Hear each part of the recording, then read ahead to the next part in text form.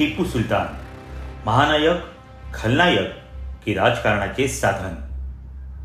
राज्याच्या राजकारणात सध्या टिपू सुलतानवरून वादाचा धुराळा उडाला असला तरी इतिहासाचं सत्य हे राजकीय सोयीपेक्षा अधिक गुंतागुंतीचं आहे.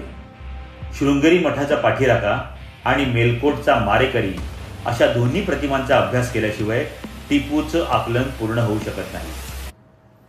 वादाची पार्श्वभूमी: मालेगावच्या उपमहापौरांनी राष्ट्रीय महापुरुषांचे फोटो टाळून केवळ धार्मिक आधारावर टिपूचा फोटो लावल्यानं प्रशासकीय संकेतांचा भंग झाला. त्यातच राजकीय नेत्यांनी टिपूची तुलना थेट छत्रपती शिवाजी महाराजांशी केल्याने जनभावना दुखावल्या असून वादाला वैचारिक वळण मिळालं आहे.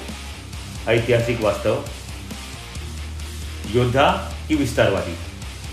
टिपूने इंग्रजांविरुद्ध 4 युद्ध लढली आणि रॉकेट तंत्रज्ञानाचा वापर केला, हे सत्यच आहे.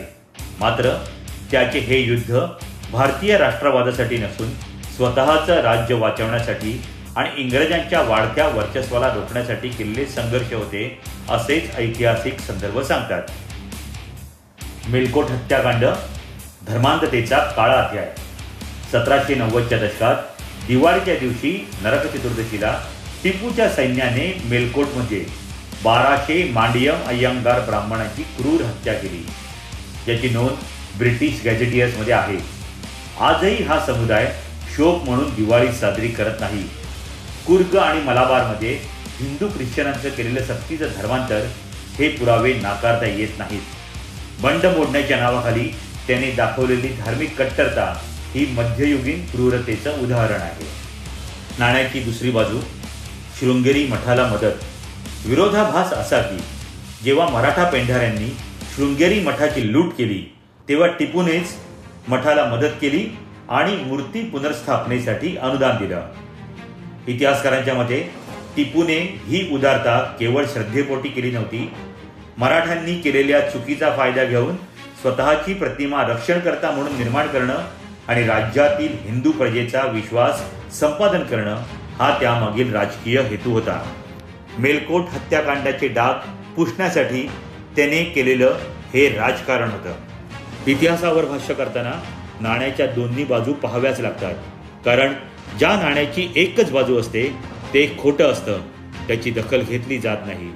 त्याचप्रमाणे जेव्हा आपण टिपूचा विचार करतो तेव्हा आपल्याला शृंगेरी मठाचा पाठीराखा आणि मेलकोटचा मारेकरी या दोन्ही प्रतिमा एकाच वेळी पाहाव्या लागतात. एक बाजू सांगून दुसरी बाजू लपवणं हा इतिहासाशी द्रोह आहे. शिवराय विरुद्ध टिपू, विसंगत तुलना. छत्रपती शिवाजी महाराजांचं स्वराज्य हे स्त्री सन्मान आणि तत्व नीतिमत्तेवर आधारलेलं होतं.